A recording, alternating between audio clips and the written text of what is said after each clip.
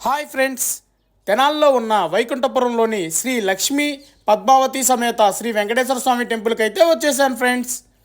బాల నరసింహ గౌడ్ అనే భక్తుడు కలలో వెంకటేశ్వర స్వామి కనబడి తాను ఇక్కడ వెలిశానని, ప్రశాంతమైన వాతావరణం కలిగిన ఈ ప్రదేశంలో తనకి ఆలయం నిర్మించాలని స్వామివారు కలలో చెప్పినట్టుగా ఇక్కడ స్థల పురాణం.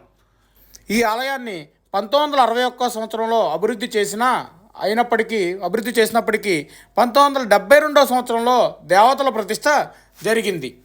ఒకవైపు లక్ష్మీ అమ్మవారిని, ఇంకోవైపు పద్మావతి అమ్మవారిని, మధ్యలో వెంకటేశ్వర స్వామిని దర్శించుకున్న సర్వశుభాల సంకేతం, సకల పుణ్యఫలం లభిస్తుంది. ఏడుకొండలవాడ వెంకటరమణ గోవింద గోవింద.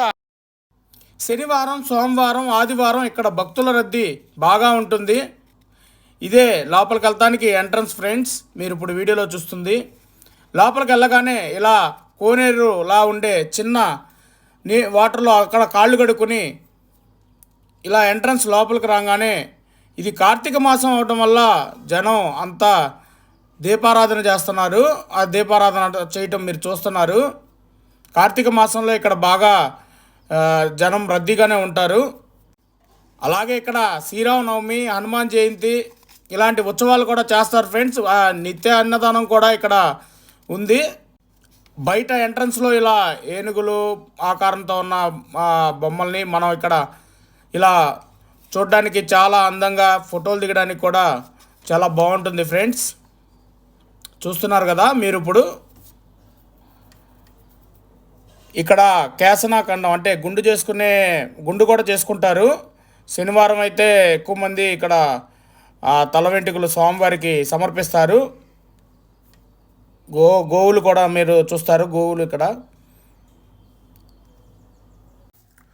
ఉచిత దర్శనంతో పాటు స్వామివారిని దర్శించుకోవడానికి అనేక దర్శనాలు ఉన్నాయి. ఇక్కడ మీరు చూస్తుంది పూజా టికెట్ల వివరాలు మరియు ప్రసాదం కూడా. జనరల్గా లడ్డు, పులిహోర, వడ లభిస్తూ ఉంటాయి. మేము వెళ్ళినప్పుడైతే లడ్డు, పులిహోర మాత్రమే ఉంది. ఇది బుకింగ్ కౌంటరు. ఈ ఆలయం చాలా అద్భుతంగా ఉంది ఫ్రెండ్స్. చాలా అంటే చాలా అద్భుతంగా ఉంది. ప్రశాంతమైన వాతావరణంలో ప్రశాంతంగా ఉంది. ఈ లోపల కళ్యాణ మండపాలు కూడా ఉన్నాయి. కళ్యాణ మండపాల్లో పెళ్ళిళ్ళు ఏదన్నా జరుగుతున్నా ఇక్కడ రెంట్కి ఇస్తారనుకుంటా. కళ్యాణ మండపాలు కూడా 2 ఉన్నాయి లోపల. ఆల్రెడీ ఏదో ఫంక్షన్ జరుగుతుంది మేము వెళ్ళినప్పుడు. ఇంకా ఈ ఆలయానికి చేరుకోవడానికి తెనాలి బస్టాండ్ దగ్గర నుంచి ఆటోలు ఉంటాయి. తెనాలి బస్టాండ్ నుంచి 1.5 కిలోమీటర్న్నర ఉంటుంది అంతే ఫ్రెండ్స్. ఆ రోడ్డు మీద లెఫ్ట్ సైడ్లోనే ఉంటుంది. బస్టాండ్ దాటంగానే స్ట్రైట్కి వెళ్తే రైల్వే స్టేషన్ నుంచి కూడా 1.5 కిలోమీటర్స్ ఉంటుంది అంతే.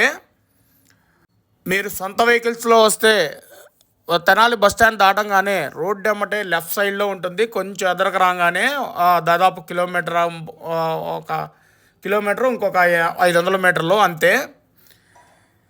ఇలాంటి మరిన్ని వీడియోస్ కోసం please subscribe, likes, comments. Thank you friends.